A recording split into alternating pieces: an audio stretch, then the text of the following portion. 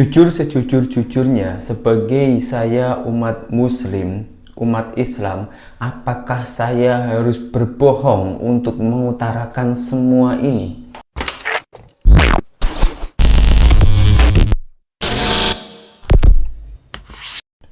Hai, halo geng, assalamualaikum warahmatullahi wabarakatuh. Berjumpa kembali dengan saya Zainal Story. Sebelum video ini saya mulai, gimana kabarnya kalian semua? Semoga semua yang menonton video ini baik-baik saja, dimurahkan rezekinya, selalu berpikiran yang positif dan dijauhkan dari mara bahaya oleh Tuhan yang Maha Esa.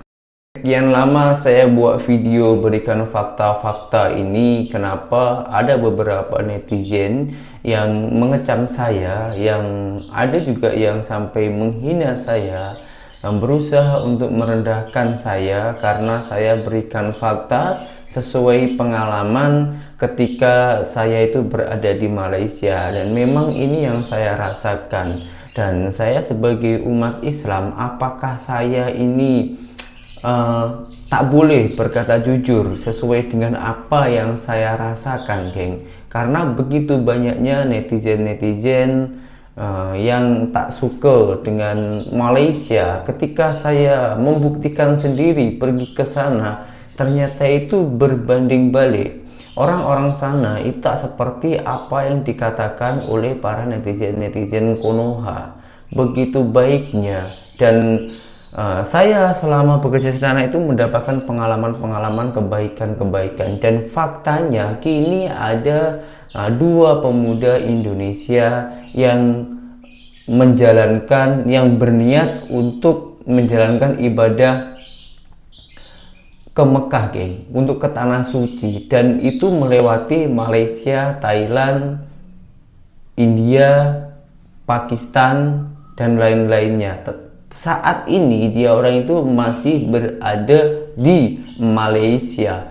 Banyaknya orang-orang yang mengatakan katanya Malaysia itu tak baik, tapi faktanya membuat pejalan kaki pemuda ini itu salut. Dan tengok sendirilah kayak macam mana. Nanti kalau saya yang cakap, orang-orang pastinya lebih banyak mengecam saya. Bukan saya tak mau dikecam, silakan aja kecam saya, hina saya, tak apa, asalkan jangan hina orang yang tengah menjalankan ibadah ke tanah suci macam ini.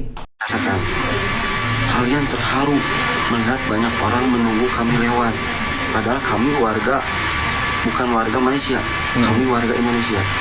Kalian terharu, apalagi saya, apalagi Upin dan Ipin yang secara langsung bertatapan muka sama mereka, apalagi ada yang sampai nangis. Itu sama, kami pun terharu, teman-teman.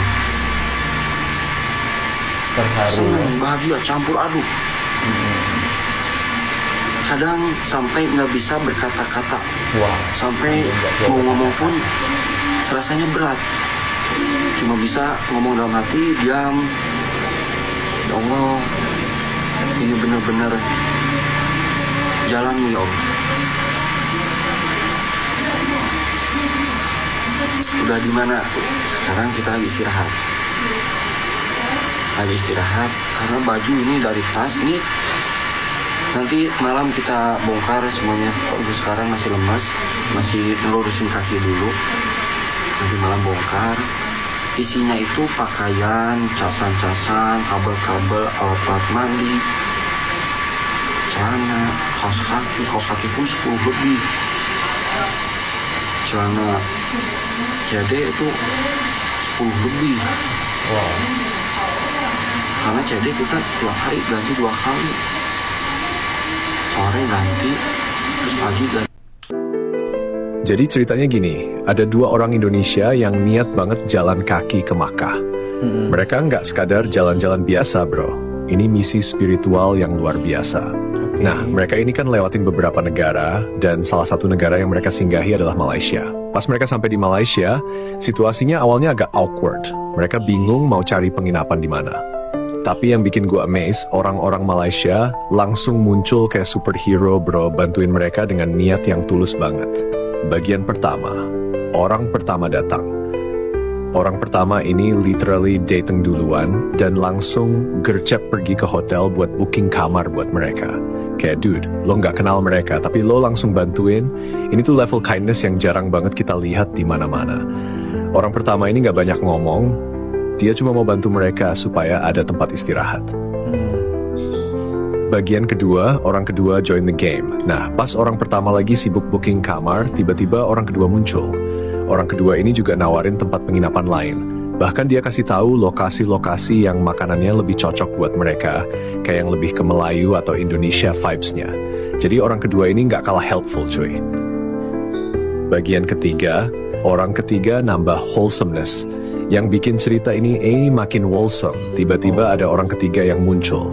Tapi dia nggak langsung nawarin penginapan, dia malah ngajak mereka makan dulu.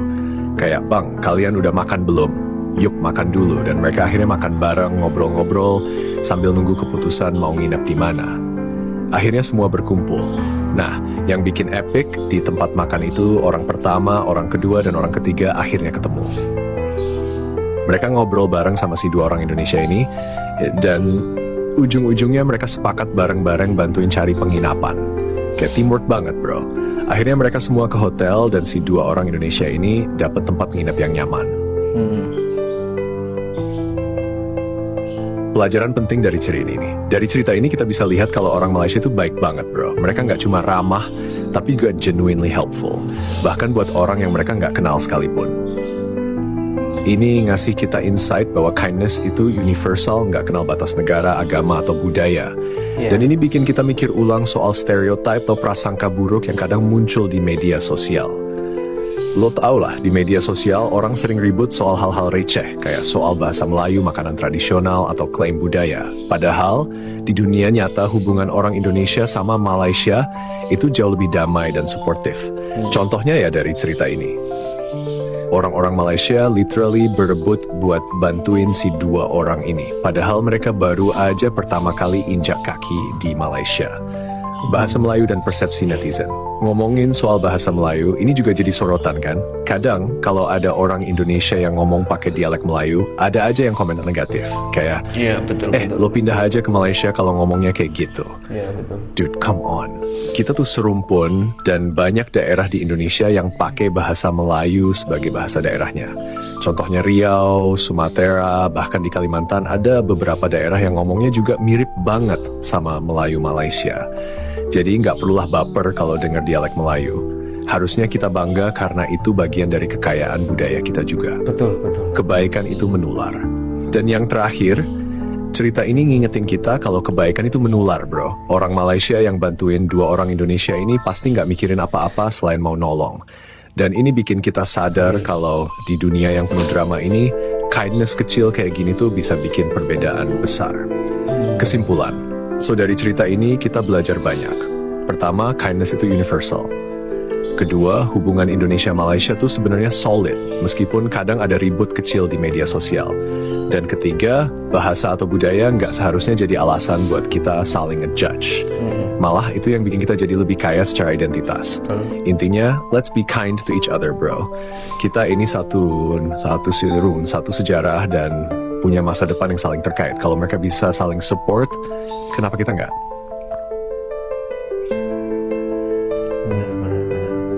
Oke, gue lanjut lagi ya. Kita gali lebih dalam soal dampaknya dan refleksi dari cerita ini. Karena honestly, ini bukan sekadar cerita perjalanan biasa. Ada banyak banget nilai yang bisa kita ambil dari pengalaman dua orang Indonesia ini di Malaysia. Sisi budaya. Keserumpunan itu nyata. Yang menarik dari cerita ini tuh soal keserumpunan kita. Lo tahu nggak? Budaya gotong royong, ramah tamah, dan kepedulian itu ternyata nggak cuma ada di Indonesia, tapi juga hidup di Malaysia. Kadang kita lupa bahwa akar budaya kita itu sama. Kita ini kan berasal dari peradaban yang sama, Nusantara, yang dulu nggak kenal batas negara kayak sekarang. Jadi pas orang Malaysia bantuin orang Indonesia ini, itu sebenarnya nge-represent nilai-nilai luhur yang udah tertanam sejak zaman dulu. Bayang aja di zaman dulu pelaut dari Sumatera, Jawa, atau Kalimantan sering mampir ke pelabuhan di Semenanjung. Mereka disambut dengan keramahan yang sama kayak cerita ini. Jadi bisa dibilang, tradisi menyambut tamu dengan baik itu udah mendarah daging di kedua negara. Media sosial, beda dunia nyata dan dunia maya. Nah, kalau kita ngomongin media sosial, kadang emang sering banget muncul konflik kecil antara netizen Indonesia dan Malaysia. Ya banyak. Ada yang ribut soal makanan, ada yang debat soal budaya, atau sekadar saling sindir. Tapi ya, itu semua cuma di dunia maya, bro. Di dunia nyata, hubungan orang-orang kita tuh nggak kayak gitu sama sekali. Ceritanya si dua orang ini membuktikan banget. Mereka nggak cuma disambut dengan ramah, tapi juga dibantuin secara konkret dari makan sampai tempat tinggal. Ini bukti bahwa orang Malaysia nggak rasis atau benci sama orang Indonesia. Kayak yang kadang kita lihat di komentar-komentar toksik di internet. Jangan jadikan masalah. Ada hal menarik juga yang perlu kita bahas soal bahasa Melayu. Kadang ada orang yang salah paham dan mikir kalau bahasa Melayu itu punya Malaysia. Padahal fakta sejarahnya nggak gitu, bro. Bahasa Melayu itu udah lama banget jadi lingua franca di Nusantara. Bahkan sebelum ada Indonesia dan Malaysia sebagai negara modern, bahasa ini udah dipakai buat komunikasi antar pulau. Misalnya di Riau, Sumatera Utara, dan Kalimantan, banyak banget orang yang pakai bahasa Melayu sebagai bahasa sehari-hari. Jadi kalau ada orang ngomong pakai dialek Melayu di Indonesia, itu bukan berarti mereka lebih Malaysia atau gimana. Itu ya bagian dari identitas budaya lokal mereka. Kebaikan itu menembus batas. Yang bikin cerita ini makin powerful menurut gua adalah bagaimana kebaikan itu nggak peduli sama batas negara. Si dua orang ini literally strangers di Malaysia, tapi mereka diperlakukan kayak saudara sendiri. Ini ngingetin kita bahwa nilai kemanusiaan itu jauh lebih penting daripada identitas negara atau perbedaan budaya. Bayangin, kalau setiap orang di dunia bisa bersikap kayak orang Malaysia yang ada di cerita ini, dunia bakal jadi tempat yang jauh lebih damai. Nggak ada lagi drama soal perbedaan, karena fokus kita cuma pada satu hal, saling bantu dan support satu sama lain. Refleksi buat kita semua. Buat kita yang nonton atau dengerin cerita ini, ada pelajaran besar yang bisa diambil. Pertama, kita harus belajar untuk lebih menghargai orang lain, terlepas dari latar belakangnya. Kalau orang Malaysia bisa sebaik itu ke orang Indonesia, kenapa kita kadang malah saling nyinyir di antara kita sendiri? Kedua, ini juga jadi pengingat bahwa kindness itu selalu balik ke kita. Orang Malaysia yang bantuin dua orang Indonesia ini nggak cuma dapat pahala, tapi juga bikin hubungan antar negara jadi lebih harmonis. Jadi kalau lo punya kesempatan buat nolong orang lain, sekecil apapun, jangan ragu, bro.